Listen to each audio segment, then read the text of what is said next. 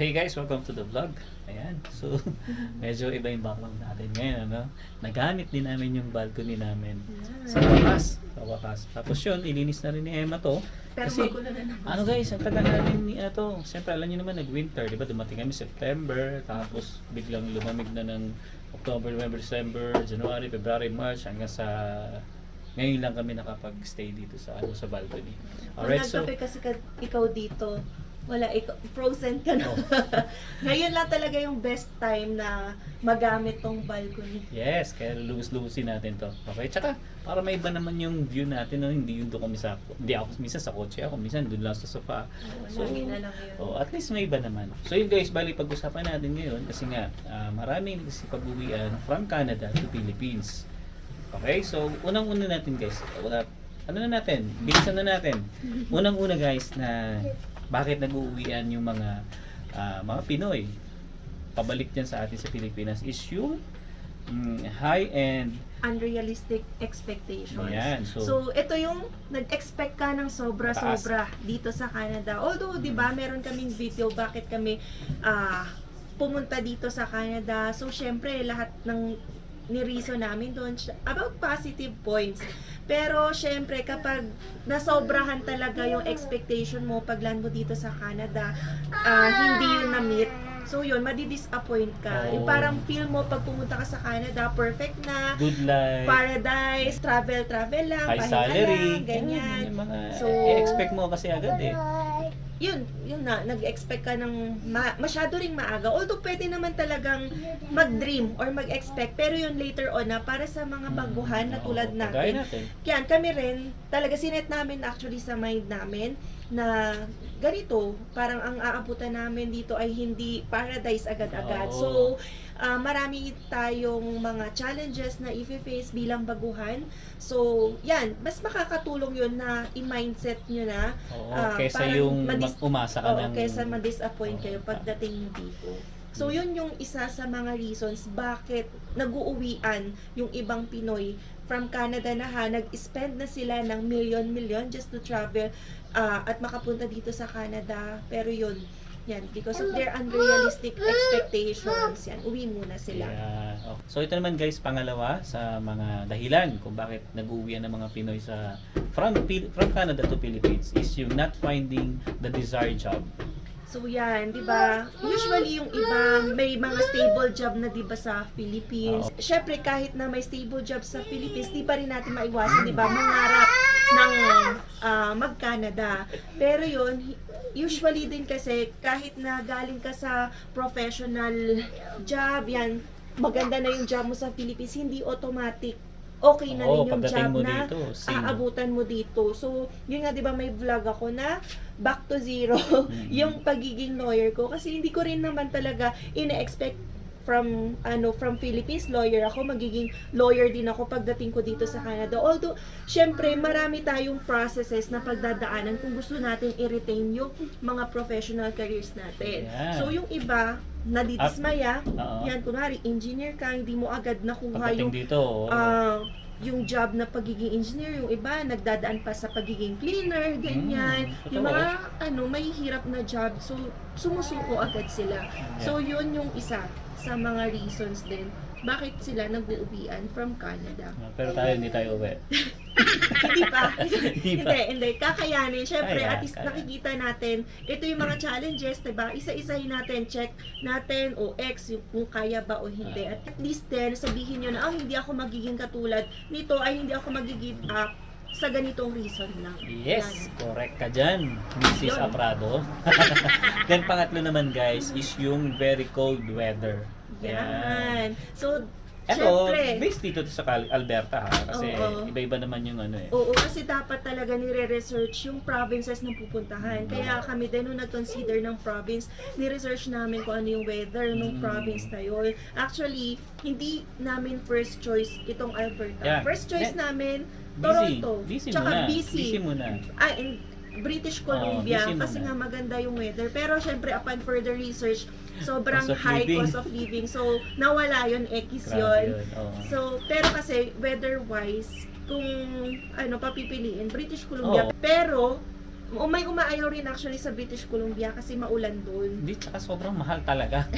Mahal talaga. So, yun nga, no, nagpapasuko sa iba yung very cold weather kasi sinasabi nila na grabe, for almost 6 months, hindi ka masyadong makakagala, nasa bahay ka lang, nalulungkot ka, kasi, di ba, panay snow lang sa paligid mo, parang ganun. So, yun yung isa sa nagpapasuko sa kanila. Kaya kami, naset Buti na na lang. rin naman namin yung mind namin na nasa negative 40 yung inaabot nitong Hindi. Alberta. Tsaka kasi baby, hindi rin naman kasi kami palalabas na to. Kaya pag galing sa trabaho, uwi lang dito sa bahay. Okay na kami. Importante, Yeah. magkasama kami tatlo, happy na kami. So, yun nga. Depende sa tao kasi. Depende. Maganda rin talaga na, yun nga, yung lahat ng gala rin, iset nyo na during summer, Yan, ngayon, ganyang months. summer. Kasi pagdating nga ng winter, yan, limited na yung travel options nyo. Yes. So yung iba talaga, since kunwari outgoing person talaga to, nadidismaya sila during winter na walang masyadong activities. Pero actually may mga winter activities din naman. So skiing, ganyan, punta kayo sa mga mountains, hike kayo. Depende sa trip So, nyo eh. yun nga, kanya-kanyang trip. Pero kung Oo. wala kayong ganong interest, mabobore lang din talaga kayo sa loob ng bahay. Yeah. Okay guys, so pang-apat naman guys kung bakit nag-uuwian ng mga kagaya nating Filipino from Canada to Philippines is yung financial difficulties. So, yun Ito nga, medyo no? mabigat talaga Oo, to. Mabigat talaga to. Hindi na namin nirang pero feel namin nasa top spot siya. Bakit? Nag-uuwian ang mga kababayan natin from Canada na to Philippines. Kasi nga, di ba, may sa application natin, whether mapa student pa yan, or mga visit or work, meron tayong tinatawag na proof of funds. Nung minsan, ibang tao tawag doon, show money. Pero guys, kami in-emphasize namin na ito ay proof of funds kasi Hindi man kasi pwedeng show lang eh. Oo, hindi siya pang show lang. Tiyak na gagamitin nyo yan. Oo.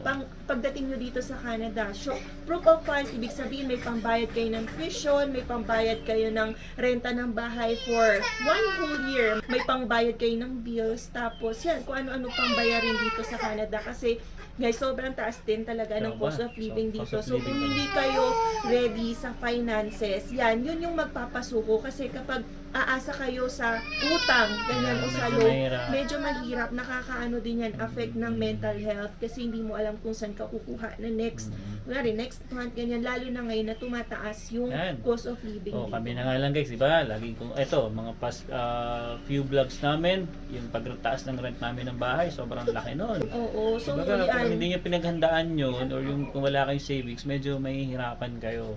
Sa totoo lang. Kaya dapat talaga, meron kayong Reading sapat funds na pera talaga. Oo. So, dapat more than yung kung ano yung sineset ng Canada as minimum. Kasi kailangan rin talaga may buffer kayo sa mga uncertainties dito na mangyayari. Yan, katulad ng mawalan ka bigla ng trabaho, biglang mag-increase yung renta ng bahay na sobra-sobra. So, yun, dapat may ready ka kaysa yung ikot yung pet diba, pagka nangyari yung isang event na yun. Yes. Okay. So, So, panglima naman guys is yung homesick or depression. Yan. Yan. Ito yung mga karaniwan, actually yung mga nakikita kong nagpo-post nito. Meron kasing nagsasabi na uuwi siya dahil na-depress na siya, nalulungkot. Yung mga solo. Oo. Yun, kasi kapag nandito yung family mo, busy naman talaga, hindi ka makakaisip ng masyadong depression. Although hindi naman namin sinasabing imposible mangyari yun sa may family. Most common lang talaga na nangyayari yun sa mga solo. Yan. Solo na pumunta dito sa Canada, like student lang siya at walang family. Kasi yun nga, kung akal ka, tas work after, tas bahay, yun lang. Ulit-ulit lang na gano'n. Talagang ano ka, maiinip at maiinip ka rin talaga. Buti na nga lang talaga kami guys. Yan, tatlo kami, family. So masaya. Pagkagaling ko ng work, uwi ko dito. Sama ko sila. Makita ko si Sayon, nilalaro ko. Yun, gano'n yung buhay namin. Kaya hindi namin na-experience yung sabihin mong medyo nalulungkot kasi nga, hiwalay kami sa family namin. Pero as a family dito sa Canada, masaya kami. Yeah. Kasi kumpleto kami. Mas bilang 'di ba, dugong Pinoy, mas makakaramdam ka talaga ng ganito. Depression or homesickness is during Christmas season talaga kasi ibang-iba yung Christmas dito. Unless otherwise meron kang big community dito, may kapamilya friends, dito.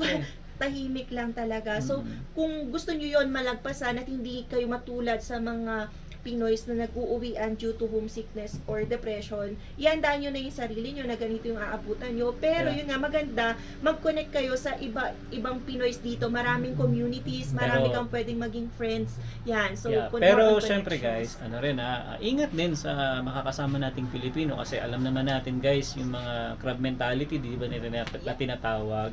So ingat lang din, huwag din masyado tayong kampante sa mga makakasama nating kapwa Pinoy. Kasi, di ba, alam niyo yan guys, crab mentality, kung sino pa yung kapwa mo Pilipino, siya pa yung, alam niyo na, hihila sa inyo pababa. Kaya, ingat lang din. Okay? So, next reason guys is yung having health issues. Yan.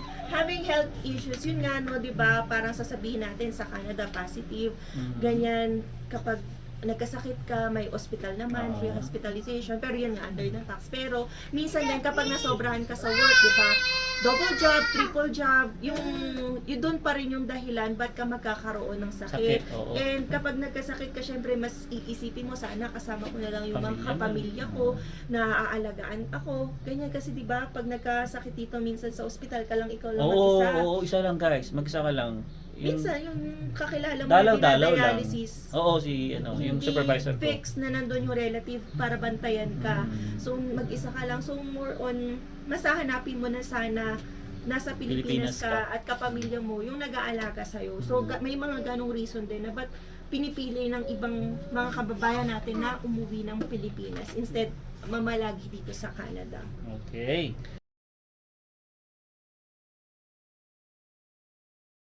Okay, so pang-walo naman is ito yung ano guys, expensive real estate rentals. Yan. So medyo ito yung mabigat. Isa rin sa mabigat din to guys. Sample na lang kami.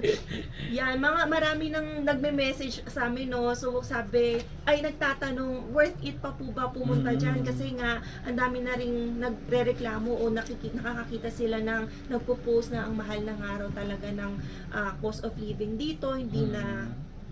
Hindi na ma-match dun sa sweldo nyo, parang dun na lang mapupunta yung sweldo nyo sa renta. So, yun, kung hindi talaga ready yung budget, di ba, mapapasuko ka. Kasi hindi mo naman pwedeng i-push na utang na lang, ganyan. So, kung walang budget, gano'n na, susuko ka Susuko na. ka talaga. Oo. Oo. Isa rin yung sa mga reason din talaga guys. Kaya nag-uuwian. Kaya nag-uuwian Feel ko naman. rin naman pag naging 3,000 a month to, uwi na lang kami. Oo. Pero unreasonable na talaga yun. Pero syempre kung ganito yung jump, kunwari every year talaga, pwedeng magpasuko talaga yun sa isang tao. So, yun yung mga uncertainties dito sa Canada. Yeah. Okay, Yan. so pang-siyam naman namin guys na reason is yung family support. Or yan, kapag may baby, ito yung applicable sa mga may baby. Kasi kakaiba talaga kapag nasa Pilipinas ka, sa extended family mo palang pwede mo nang Pwede na, iwan oo. yung anak mo. Ganyan, dito kasi kailangan maghanap ka ng Day daycare o home, day day home. home. At yun ay babayaran nyo. Ang daycare o day home guys, hindi yun libre ha. Kasi may nagtanong sa amin, bakit po kailangan bayaran? Kasi nga yun ay hindi free. Although my goal yung Canada na pababain yung rate ng daycare or day home dito para sa mga bata, hindi pa natin nami-meet yung target na $10 a day. So, medyo mahal pa rin yun. At kapag yun nga, syempre, dagdag pa yun sa kailangan nating punuan for budget. So, yung iba talaga napapasuko, lalo na kapag marami kang anak, di ba? Tapos lahat kailangan mo ipa-take care or day home. Day home. So, medyo masakit yun sa bulsa. So, yan. Yun. So bali guys, may nagtanong na rin kasi sa amin kung magkano raw ba yung binabayad namin doon sa day home. So bali, ang binabayaran namin guys monthly is Nasa 420 a Oo. month. Bali, may less na kasi yun guys. Ano yun ha, yung mag-separate video na lang kami kasi may computation yun for grant and for subsidy. Tapos iba-iba rin yung rates kung depende kung day home ka, depende kung daycare ka, at depende rin sa age ng bata. Yes, kaya yun guys, yun sinagot na namin kasi ang dami kasi guys nagme-message sa amin about dun sa day home nga ni Zion. So ito guys, ito na yung pinakahuling reason namin kung bakit nag-uwian yung mga kapwa nating Pilipino from Canada to Philippines is yung naghihiwalay yung mag-asawa. Takot ka na. Yan guys, ito totoo to ha, kasi nabasa namin to sa group ng nasalihan namin kasi meron dito mag-asawa. Syempre pareho kayo, sabay kayo nangarap na pumunta ng Canada. So nandito na sila sa Canada, pero sa kasamaang palad, yan, may disagreement, kaya hindi ko na alam yung reason. Basta gusto nang umuwi nung isa, or lumipat na lang daw siya ng ibang province. So, yun, di ba, parang ang sakit din para malaman na yung pangarap nyo na naguho na or itutuloy na lang nung isa sa Pilipinas, maghihiwalay na lang. So, isa yun sa mga reasons kasi ibig sabihin, hindi na solid yung goal ninyo. Isa na lang yung lalaban or yung isa sumuko na suportahan yung isang partner. So, yun yung nakakalungkot. Yeah, actually may kilala ako, may trabaho ko sa Chinook, ganun. Oo, Oo, nauwi meron. na. Oo, meron. Diba? Parang sayang na gumastos kayo, lalo na kunwari student pathway, gumastos kayo ng milyon para sa pangarap nyo. Tapos sa simpleng away, hindi naman siguro simple, yung iba talaga mabibigat na reason. Hindi, baka isa rin sa dahilan yun, baby, pera din eh. Pwede pera, Possible, pwedeng ano, kabit. pwedeng, Yan, di ba? Kasi minsan, kunwari nauuna dito yung student, yan, Oo. tapos susunod na lang yung open work permit. Minsan mamaya, nagkaroon na Nagkaroon ng ng other relasyon. party. Pero hindi natin masabi, hindi namin alam. Di ba? Depende naman yun. Eto naman si Alvin, di takot. Ay, hindi. Hindi, ano naman Love na yun. love kasi ako na to, guys. Kaya, Pero yun nga, at least ino-open namin na Father's Day naman ngayon, so pagbibigyan natin na ganyan, na mag-feeling siya. yes. Pero yun, so yun lang yung nakakasal. So dapat talaga, kapag nagplano kayo mag-partner, whether common law or married kayo, Mhm. so dapat solid yung goals ninyo. Kasi dito sa, pagdating nyo dito sa Canada, makaka-face kayo ng sobrang daming struggles, Yeah, problems. So totoo. dapat sabay kayong magfe-face nun. Hindi yung isa na lang, yung isa iniwan na. Kasi iba na yung goals or nakakita na ng ibang path. So yun guys, yun nga, before nga pala namin guys, i-end tong vlog namin, disclaimer lang, no? Ano lang to guys, based lang to sa aming naririnig ng mga, Research. or saka based lang din sa research namin to. Yan. Kasi may mga friends of friends Yan. kami na nagkukwento sa amin. Oo nga. Bakit nga raw karamihan umuwi sa Pilipinas yung mga kapwa natin Pilipino. So guys, hindi ito based sa statistics, wala kaming ganong data. So, ito ay na-share lang namin based sa knowledge namin for staying here in Canada Yeah. for ilang months na ba? 10. So 10 na tayo. Oh, for 10 months. So, syempre, hindi lahat naman pinapalad na magstay dito sa Canada. Yung iba, pinipiling umuwi o Pilipinas. mag-uwian. Pero yun nga, at least diba, sa mga papunta pa lang dito sa Canada, alam nyo na yung pwede yung challenges na i-face at dapat i-ready nyo na yung loob nyo. Lalo na yung ako, nag-ready ako sa harsh weather. Ganyan, na-ready ko na yung sarili ko talaga. Lamigin kasi to, lamigin guys. ako. Oo, lamigin. Kahit aircon pa Aircon lang nga lang sa Pilipinas guys. Pilipinas sa school, yan. Kahit number 1 lang, ayaw na ayaw Na, na. oo, lamigin na. Pero dito naman Kinaya na naman. natatrive na. O yan nga, naka-shorts na lang kahit Oo. bagyo, ano na lang, feels. Yeah. So yun guys, no? Baka So- kasi mamaya may mag-comment na naman dyan eh. Na. So yun ha, hindi kami immigration consultant dito. Nag-share lang kami ng experiences Experience namin. and knowledge namin dito sa Canada. So para sa mga nangangarap pa rin sa Canada, maganda iwasan natin o ihanda natin yung sarili sa mga reasons na nabanggit natin bakit yung iba nag-uuwian from Canada to Philippines. Yeah. Saka guys, we love Canada. Alright? Yan ha, we love Canada. Baka kasi sabihin, sinisiraan natin. Hindi. Okay? So, as of now, As of ayaw now. pa rin ano Hindi ha. kami nagsasabi ng Oo. tapos. Pero sa Kasi- ngayon guys, based dun sa from day 1 namin up to Oo, ngayon, maraming uncertainties. Masaya yun kami. Talaga. Masaya kami dito. Wak. Yan. Okay? Tsaka hindi kami nagrereklamo.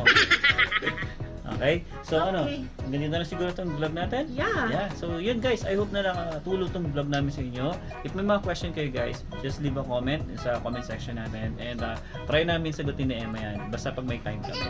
Alright? So yeah, say bye-bye bye-bye na na. tayo. Bye-bye. Bye-bye! Okay guys, so ganito na lang. See you on the next one. Peace. Peace!